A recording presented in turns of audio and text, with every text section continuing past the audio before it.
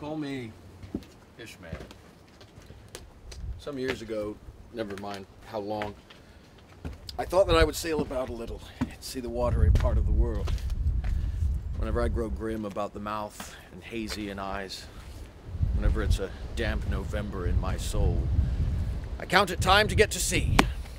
Almost all men, sometime or other, cherish these same feelings toward the ocean. Here's our island city of a dreamy Sabbath afternoon. What do you see? On every dock and wharf, on the extremest limits of the land, posted like sentinels, thousands of islanders fixed in ocean reveries. Have you clapped eyes on Captain Ahab? Who's Captain Ahab? He's the captain of this ship. Oh, I've mistaken me. I thought you were the captain. Mr. Peleg, that's who you're speaking to, young man. I'm the owner of the Pequod. But if you want to know what whaling is, I can put you in the way of finding out. Clap eye on Captain Ahab, young man, and you'll find that Ahab has only one leg. What do you mean, sir? Was the other lost by a whale? Lost by a whale? Young man, come nearer to me. It was devoured, chewed up, crunched by the monstrous parmacetti that ever chipped a boat. I'd like to see the captain at least once, sir, before we sail. Don't think you will at present. He keeps close inside the house. A sort of sick, but not sick either. He come aboard last night. He's a queer man, Captain Ahab, but a good one, too. A grand, ungodly, godlike man. Above the common. Aye. Ahab's been in colleges as well as amongst the cannibals.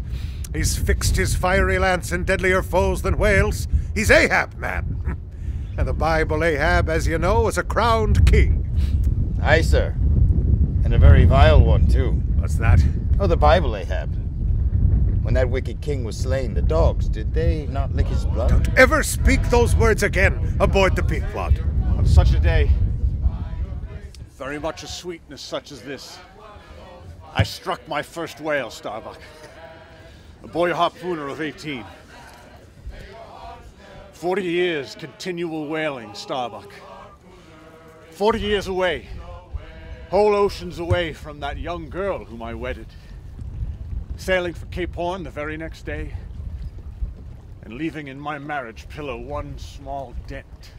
Was it not Moby Dick that took your leg away? Aye, Mr. Starbuck.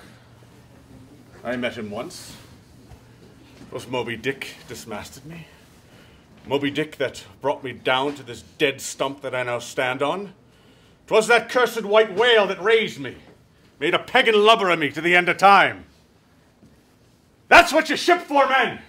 You ship to chase the white whale out over every sea until he spouts black blood! Woe to him whose good name is more to him than goodness, and who, as the great pilot Paul has it, in preaching to others, is himself a castaway.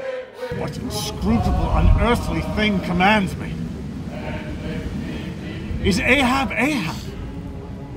Is it I or God that lifts this arm? The great sun moved not of himself, but is an errand boy of the heavens. How then does this brain think thoughts unless God does that thinking? Ahab. Beware of Ahab. Beware of thyself, old man. And we won't give a damn when we drink our rum with the girls of old Maui.